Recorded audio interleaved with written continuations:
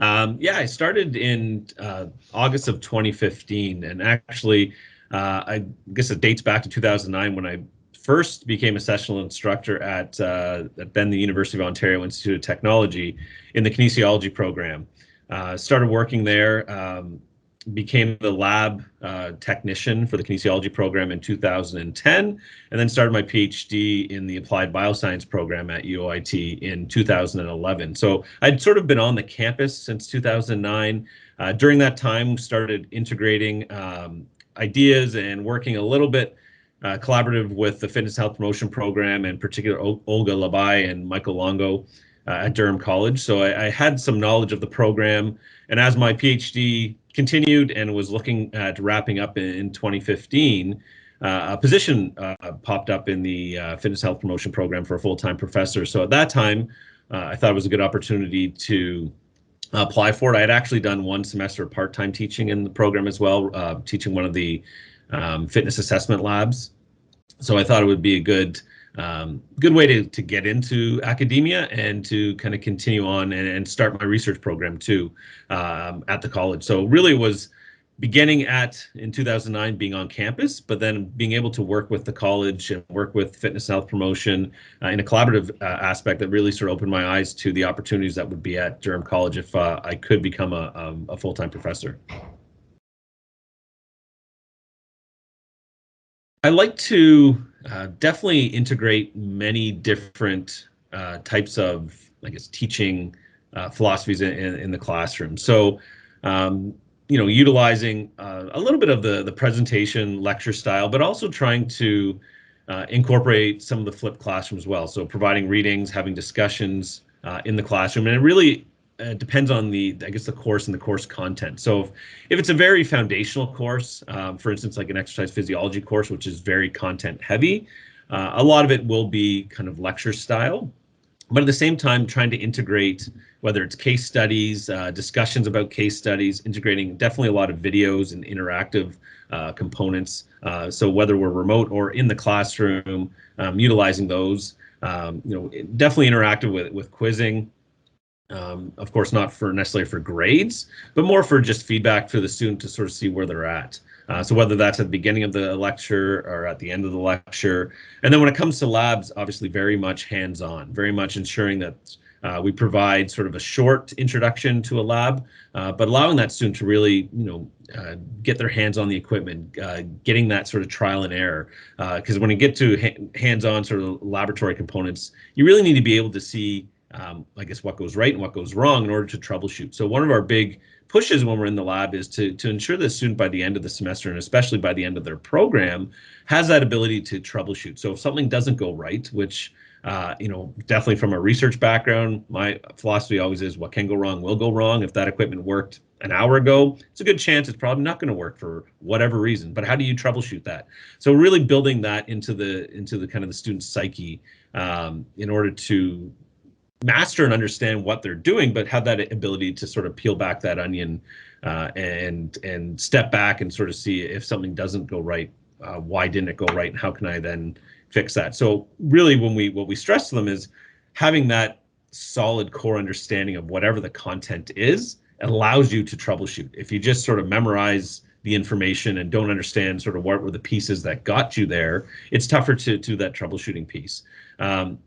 So really putting a lot of, I guess in summary, putting a lot of the responsibility, on the student to understand that information. So as I said, we have definitely started in the last few years integrating more case studies. So even if it is a core course like exercise physiology, which is content heavy, well, how do we now put real world examples? How do we put application to it? So if you're talking about the cardiovascular system, that's great if you know blood flows through the body, and obviously it is instrumental and vital to understanding exercise. But how do we incorporate something more applied and really putting a case study to it, to something that can relate? And we find that by doing that the students definitely can relate a lot better, maybe in their backgrounds. What have they done? What maybe exercise have they done previously? Is there something that they can relate to, and try to help make that concept a little bit easier to understand, because it is so content heavy. Yeah, I mean it's a great question, and it's definitely now that we're into more heavily into the remote virtual learning sort of area now during the pandemic. I think that's been difficult, and one of the things is again trying to make it something that's relatable. So we found, or in particular, some of my colleagues and I over the past year was taking a step back and saying, how do we make it more engaging. So maybe in the past where we would have spent that time doing strict lectures, if it was kind of a live lecture, an in-person lecture, stepping back and saying, okay, well, maybe we'll put some of that content asynchronously. And then in the live lecture or the synchronous lecture, utilizing that for discussions about the case studies, using it as discussions about kind of real life examples instead of necessarily just relaying the core content. Allow the asynchronous to provide some of that content so students can go back, students can rewatch if they're struggling with a particular concept, but then using that synchronous lecture to really bring that application and show videos potentially of it, show animations about a particular concept, and then again have that case study discussion. We found by doing that, students were more engaged. They definitely were providing more input, more questions, definitely utilizing their microphones and cameras when we're talking about a virtual environment or a remote learning environment more often, and also using that synchronous time maybe to solve a particular case study. So one of the courses that I teach every week when we did the synchronous was, here's the case study, now let's work through it. So the students would have to ask questions. The student would have to maybe answer different questions along the way to getting sort of the final product or the final answer for that particular case study. So it was more, again, using it as an interactive experience than strictly me as a professor delivering content for that hour, 2 hours, 3 hours, whatever it is, virtually. So it was more, again, putting the onus on the learning back on the student, but in a manner where I'm there to assist. I'm there to then, provide guidance and to provide, if they aren't getting on the right track, to provide how to get back to that right track when it comes to understanding that case study.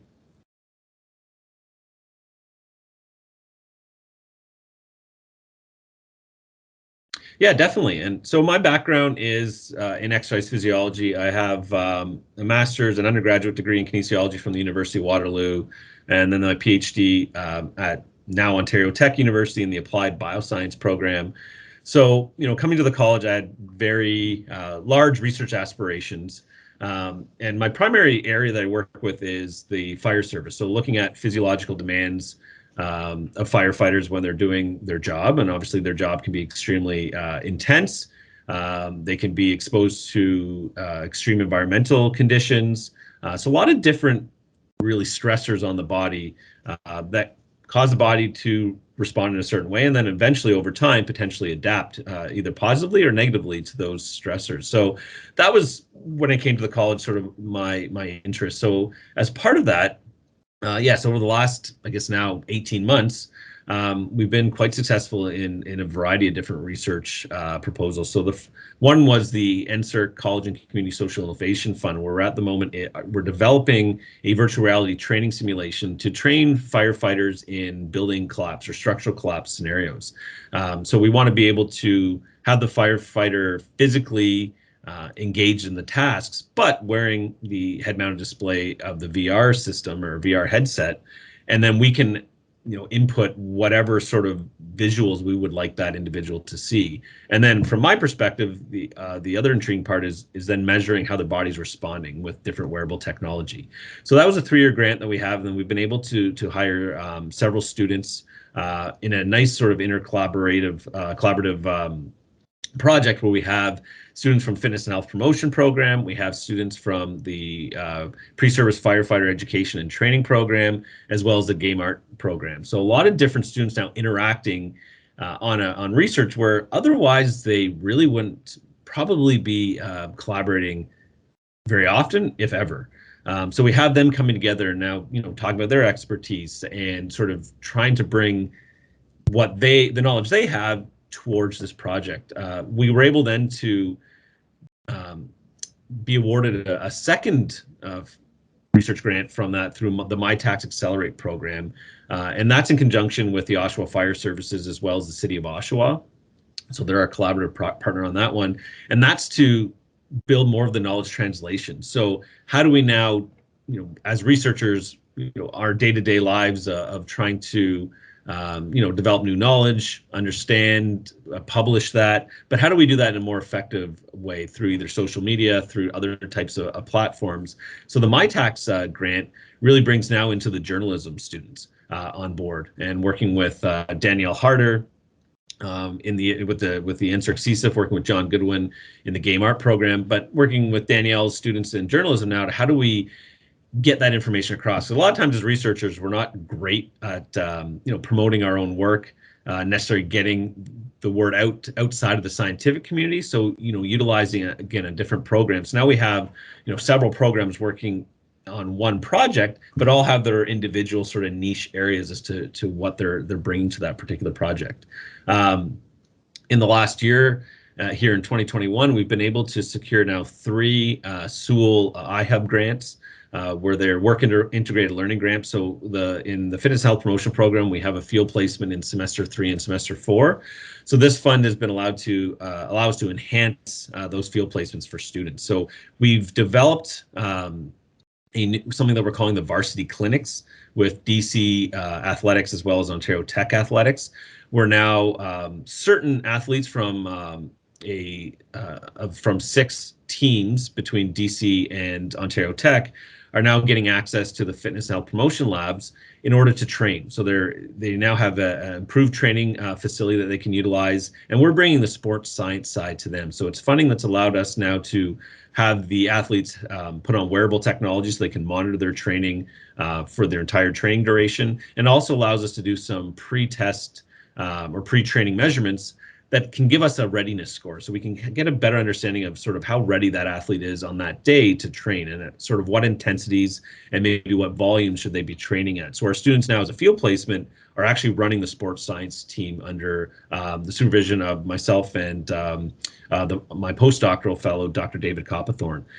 So the students are getting access now to athletes where they haven't been able to really work with elite athletes on this scale, but also technology and wearable technology that we can utilize in the program. And the last grant that we received, or the last Sewell grant that we received, was to further develop, working with Danielle Harder in the journalism program, to further develop something we're calling the Research Remix, so a podcast where we can highlight the research that's going on, not only in the research that's happening in the fitness health promotion program, but also around campus. So how do we highlight the research that's being done in the Durham College community and try to bring it to the forefront, and not necessarily in a technical perspective, but also understanding the researchers, providing some ways to highlight the researcher themselves and kind of what areas that they're working in, and hopefully bringing to the Durham region more information about what's going on at the college to really spread the word about all the applied research that we're conducting here. Yeah, it's a great question, and I mean, obviously, virtually it's been a little bit more difficult. In a remote environment, what we've been doing, and not just in our lectures, but we actually are for this current fall 2021 semester, our semester 1 students. We have about half of them that are doing in-person lab, and the other half are still remote because they're not necessarily in the country or not maybe able to get to campus at the moment. So what we've been trying to do in a virtual world, whether it's utilizing MS Teams or whichever sort of platform the professor's using, is to set up breakout rooms so the students can interact more and provide them, again, whether it's a case study, whether it's some sort of small question or discussion point for a few minutes to discuss based on that week's topic or that week's content, and having the students interact and sort of leading some of those discussions within those breakout rooms. When we're on campus, kind of the same idea when we're talking about the case studies, breaking them into small groups to work on these case studies. In our program, we have a large international population. In our semester 1 group now, it's about 55% of our intake is our international students. So it's really again, trying to create that sense of community in the classroom. So having the students working with other individuals within the classroom. So not just their friends or not just the people that maybe they walk to class with, but really trying to stress working with other groups. So not necessarily for an assignment, but just for maybe an in-class discussion. We do this quite a bit in labs where, prior to COVID, what we would have is each week the student would work with a different partner to ensure not only to instill that sense of community, but also when it comes to, for instance, fitness assessment, you need practice on assessing multiple people. If you get really good at assessing one person, that doesn't necessarily translate to when you're in the the real world, where you now have to assess hundreds of people a week potentially, depending on what job you're in. So we want to make sure that they're getting practice assessing different people, because obviously everyone's body is different. Every way everyone responds is going to be different. So you really want to have that practice. So we do it a couple of different ways, whether it's a lecture or a lab. But we feel by doing that, it really sort of enhances that sense of community in the lab, where now the student, is getting that one-on-one interaction or small group interaction with other members of their peer group within the classroom, so that they can sort of hopefully branch out. So we stress quite a bit, and especially, I'm sure this is the case for many programs and fields, but definitely in the fitness and health field, is networking. We definitely try to stress and say you can't network enough, because when you finish college and are looking for a job, a lot of it comes from networking. So if you start in the classroom, sure, those people may not be hiring, they may not be running businesses, the day after that they graduate, but who knows, 5-10 years down the road, if you've now networked with your classmates, there's lots of opportunities that may come out that way.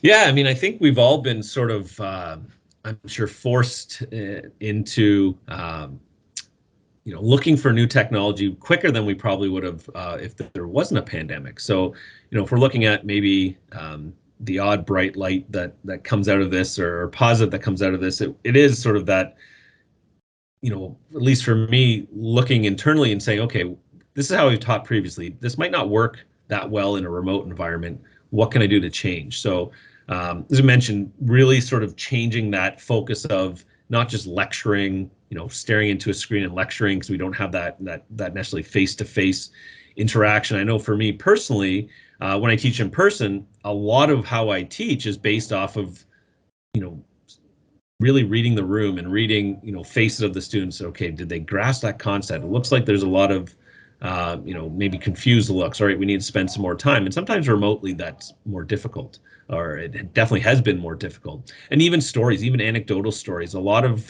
my teaching is showing examples, is personal examples. So from my own experiences, from my own previous jobs, or different areas of the fitness and health world that I've worked in. And a lot of that comes from student questions. And at least for me, I'm finding online we don't necessarily get the same questions that we might get in person.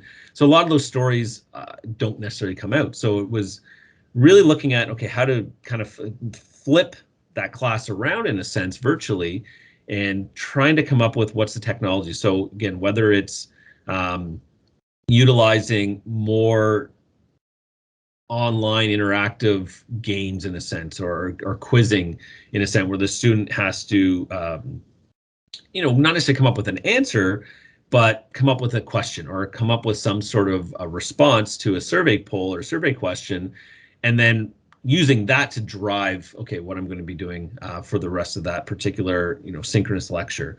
One of the things that it really, from a program perspective, and also we're bringing it into the classroom, was to look at technology in our field, because a lot of times the fitness and health field, yes, there's definitely technology out there, but there are still some kind of archaic methods being utilized when it comes to, say, pen and paper for fitness assessments, or exercise prescription. Yes, there's technology out there, but it's not necessarily at the forefront like it is in some other professions.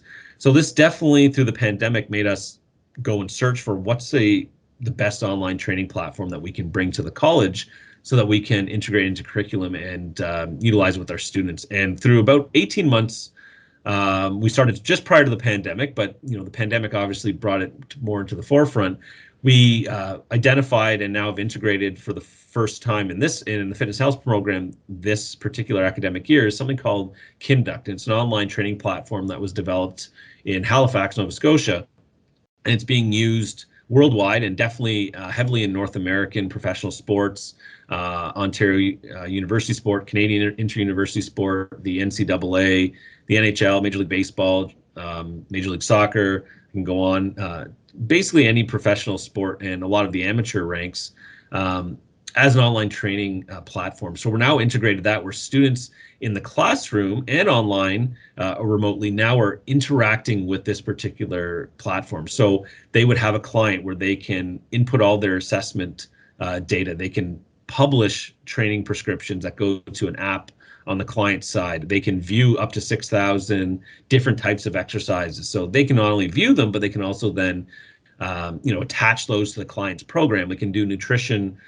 information, provide nutrition information. They can provide daily readiness questionnaires or daily just questionnaires. If there's anything that them as fitness professionals want to ask their clients, this can all be done through the app now. So whereas previously we had paper-based, but really you weren't utilizing that unless you were face-to-face with the client, or at least you weren't getting the information until you saw the client next. This allows us to not only be and teach the students how to be sort of interacting with their client on a daily basis, but gathering really valuable information from the client that can help steer their training program. And the beauty of the platform too is that it can interact with a lot of the wearable technology that the students receive as part of their fitness kits, and also different types of wearable technology that a lot of our clients will have that can integrate with the platform as well. So our students can actually see their clients and see what their heart rate response were when they trained yesterday. So they don't have to be there physically. They're able to actually see that now from a remote standpoint. In terms of kind of one thing that I've adapted that worked better than I originally thought. So definitely I'd say the first thing that comes to mind is from a testing perspective. I think that was definitely on my end, and I know in our program's end was, well, how do we test now? We were using tests in person. Maybe we had a few different versions in person, but it was similar questions, if not the same questions, just maybe scrambled on an in-person test. Well, how do we now adapt that for, as I mentioned, we have a large international population within our program, 9.5 hour, potentially 9.5 hour time zone difference. So if we're saying to the students, you have to write this test between 12 and 1, now it's 9.5 hours later for some of our students. So one of the things I adapted was providing a longer duration for the students to write the test. So for instance, it might be a 2-hour test, but the student has from, say, Wednesday till Sunday to write that test. But then, of course, then the concern is, well, if someone writes it on Wednesday, they will have all the questions now and maybe be able to share that with one of their peers. So one of the things that I did was created more of a question pool for testing in terms of the remote learning aspect. So that every student's going to get 60 questions. They're going to get the same difficulty of question, the same type of question, whether it's multiple choice, multi-select, true and false, etc. So all that will be the same, but the actual content of the question would be different. So it'd be highly unlikely that two students would get, even maybe 50% of the questions being the same content.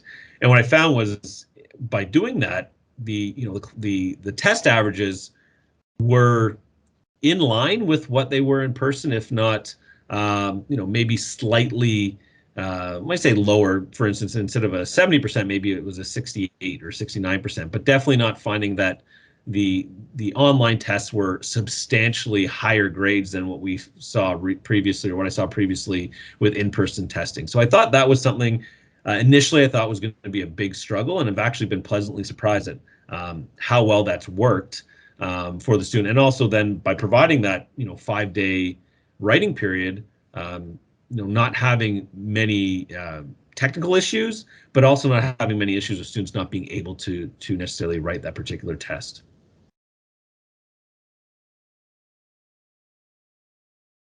Yeah, I mean that's as a pretty open-ended question in the sense that I in my experience now the last 12 years, everyone's has a different style, and maybe one style doesn't work for some individuals and maybe works better for other individuals. But kind of my philosophy when it comes to teaching, and something that I know when I was a student, one of the things I didn't enjoy in the classroom was when there was a barrier, a big wall put up sort of between the professor and the student. You know, it became intimidating to talk to your professor. It was something that wasn't inviting. It got to it's to the point where you almost didn't want to have a question. You didn't want to approach that professor because you didn't know how that professor necessarily was going to view you if you had a question. Was it, in a sense, it's a stupid question, and I don't want my professor to think I'm asking stupid questions. But so my advice usually for individuals that are new into academia or new into the teaching, definitely at the college or university level, is to try to break down that barrier. We were all students at some point in time. We know what it feels like to be in their shoes. How do we really, I guess, improve that sense of community too, but also between the student and the professor, and break down that barrier so the student feels comfortable at talking to you, feels comfortable approaching you with questions about content, maybe questions about the program, or maybe questions about difficulties that the student's having outside of the classroom. And I think that's really important in terms of, I guess, A, being yourself in the classroom, but B, showing them that we are human beings, that we don't just go home and read textbooks, and we don't just, we're not only looking up material that has to do with our courses, that we do have lives outside of academia, that we are, regular people, that we, for our program, go to the gym, play sports, socialize with friends and family, so that they can see that we are on the same level. Yes, we're the ones, providing them the content and directing them through the curriculum, but to really have that comfort level. And I find by doing that too in the classroom, it really opens up classroom discussions and debates about different topics, or if it comes to case studies, really having that fruitful conversation about that particular case study or that particular week's content, versus the students maybe being more anxious about answering if they feel that there is that wall, that there is that barrier between themselves and their professor.